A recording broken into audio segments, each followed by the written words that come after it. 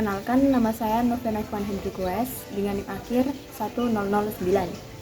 Sekarang saya berada di depan rumah saya, yang dimana untuk kondisi udaranya di rumah saya itu cukup bersih. Sepenglihatan dari tampak fisik memang tidak ada tampak berdebu ataupun berasap. Lalu saya dan keluarga juga cukup untuk memperhatikan mengenai kebersihan lingkungan di sekitar rumah kami. Namun, di beberapa titik di komplek rumah saya itu masih tercium aroma-aroma tidak sedap.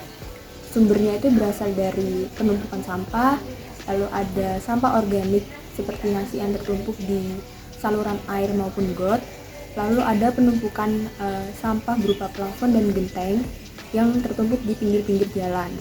Yang dimana untuk sampah plafon dan genteng ini mengakibatkan terdapat debu yang berkumpul di daerah yang tertumpuk sampah tersebut.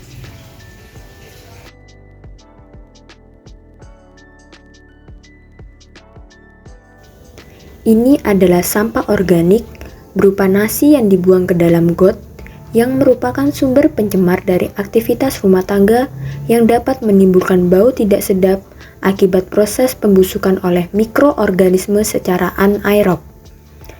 Dalam kondisi ini, nasi yang kaya akan karbohidrat akan terurai dan menghasilkan senyawa pencemar seperti hidrogen sulfida yang berbau seperti telur busuk, amonia yang sangat menyengat, serta metana yang mudah terbakar dan berkontribusi terhadap efek rumah kaca. Bau tidak sedap tersebut menjadi indikator adanya pencemaran udara, sekaligus menunjukkan terjadinya penurunan kualitas lingkungan, karena gas-gas tersebut dapat mengganggu kesehatan seperti iritasi saluran pernapasan, mual dan sakit kepala, serta menarik vektor penyakit lain seperti lalat dan tikus. Selain itu, pembusukan nasi juga menghasilkan lindi yang dapat mencemari air dan tanah di sekitar got, sehingga memperluas dampak pencemaran lingkungan yang akan terjadi. Oleh karena itu, penanggulangan yang dapat dilakukan meliputi tidak membuang sampah makanan ke saluran air, mengolah sampah organik melalui pengomposan, serta meningkatkan sistem pengelolaan sampah dan kesadaran masyarakat agar lingkungan tetap bersih dan bebas dari bau.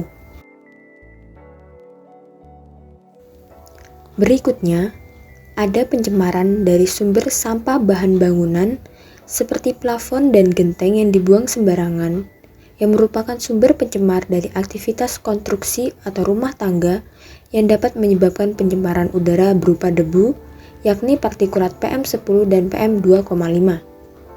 Terutama saat material tersebut mengalami pelapukan, pecah, atau tergerus angin.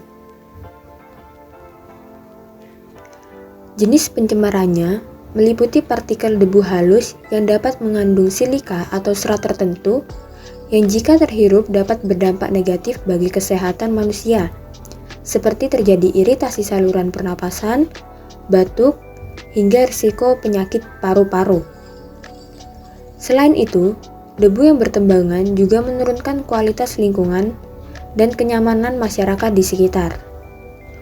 Oleh karena itu, penanggulangan yang dapat dilakukan adalah dengan membuang limbah konstruksi pada tempat yang sesuai, melakukan penutupan atau penyiraman untuk mengurangi debu, serta menerapkan pengelolaan limbah bangunan yang baik dan terkontrol.